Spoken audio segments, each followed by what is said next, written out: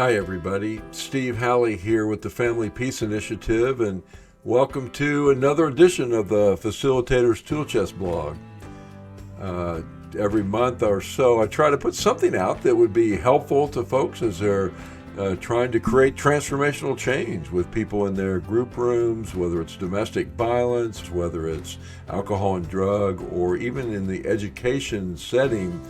The River of Cruelty is a pretty impactful exercise that helps people kind of explore their own life and ultimately demonstrates how cruelty is passed from person to person and generation to generation.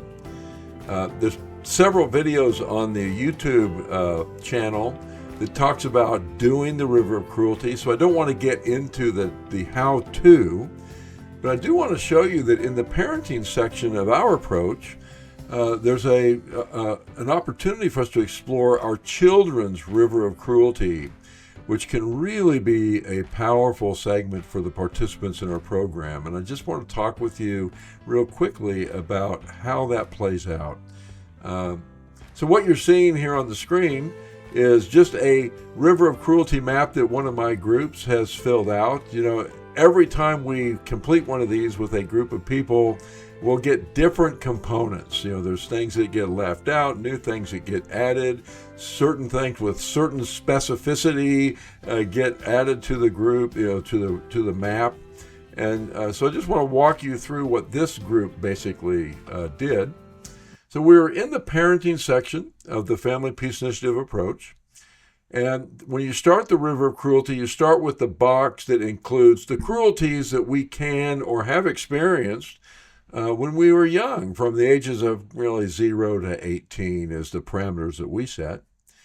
And so we have this first list building activity where we're just building this list of cruelty, and people will, they will talk about physical abuse, they'll talk about general categories, and they'll get more specific about being hit, being struck, being, treated violently. This is the list that they came up with in this one particular group. And what we do, we start externally focused with them. What we do is we ask them to just build a list of ways people can experience cruelty. And then we build a list, and then we ask people to move it to a more internal focused lens by, count the number of these that you have experienced. And, you might do that just watching this segment here. You might just take a look at this list and just kind of count, and maybe in your privacy of your own office or your own home, identify which one of these, which ones of these you might have experienced at some point in your development.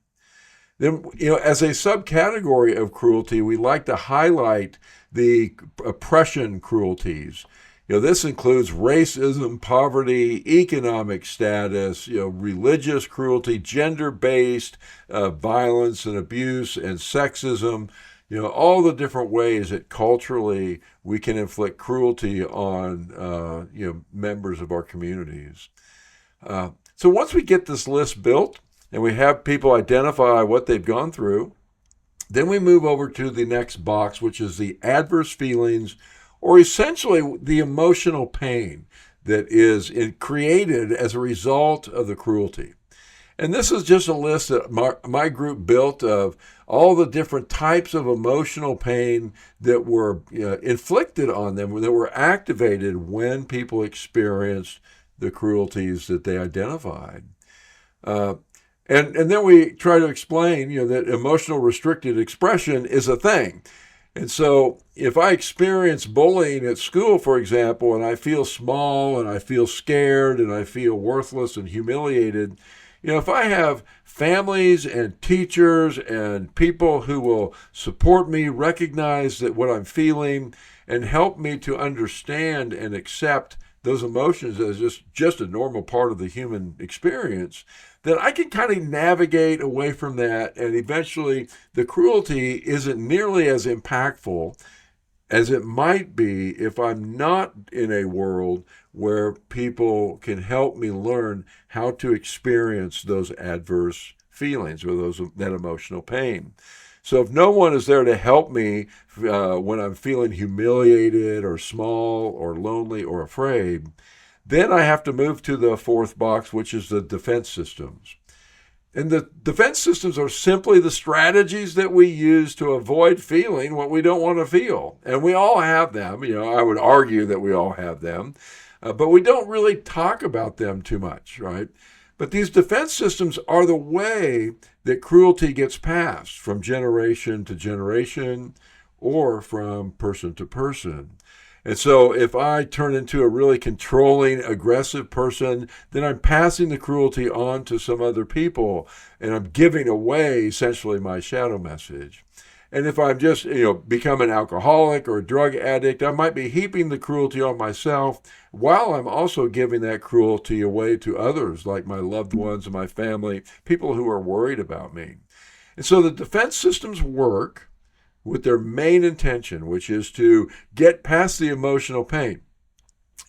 And then what happens in the fourth column is the unintended consequences, right? These are the product of our defense systems that we didn't plan on, but they occur because, we use our defense systems. So for example, if my grandmother passes away and I feel extraordinarily sad because I was very close to my grandmother, if I don't know how to feel that level of sadness, then I have to go to a defense system, such as stopping at the liquor store and picking up some whiskey.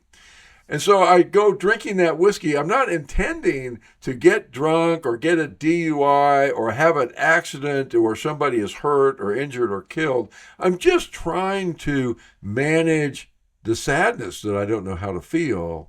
But these unintended consequences of legal actions, of restricted license, maybe going to prison for harming somebody while I'm driving drunk, all those things, they were not things that we planned on activating or creating when we woke up in the morning.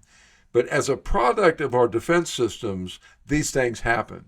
And so that's just the unintended consequences, but we're maintaining our defense systems because we just don't want to experience our adverse feelings. And then finally, there's the beliefs and attitudes that kind of serve to justify all this stuff, right? That help us to make sense of this, right? And so, for example, if I think that if people see me sad, that I'll be weak or less than a man, those are beliefs that I have that would encourage me to try to hide or distance myself from sadness. But, my group built quite a cool list of beliefs that can drive all this river of cruelty, right? It's my fault. I'll never be enough. I'm damaged beyond repair.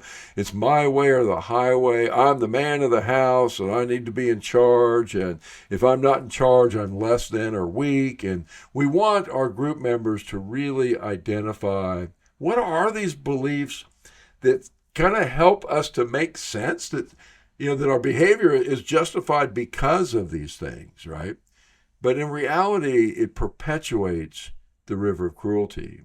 Now, in our groups, we build this list and we're helping people to identify which ones they use and what unintended consequences they've experienced and what beliefs have they held that seem to serve. But then once we get through that, we want to bring it to the river of cruelty regarding our kids.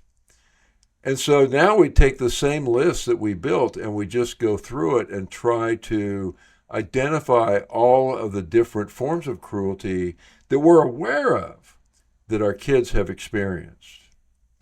And once we identify that list, then we move over to what are those adverse emotions or the emotional pain that our kids have experienced as a result of the cruelty. Some of the cruelty is, my fault as a dad or a parent, but some of it was out of my control, like being bullied or maybe sexually abused by a babysitter or, these other things, the cruelty that can happen to kids that, I didn't do and maybe I wasn't aware of at the time, but they still have a really harmful effect on my child. And I'm not helpless in trying to help my kids heal and recover, but I have to recognize and see what has happened to my youth.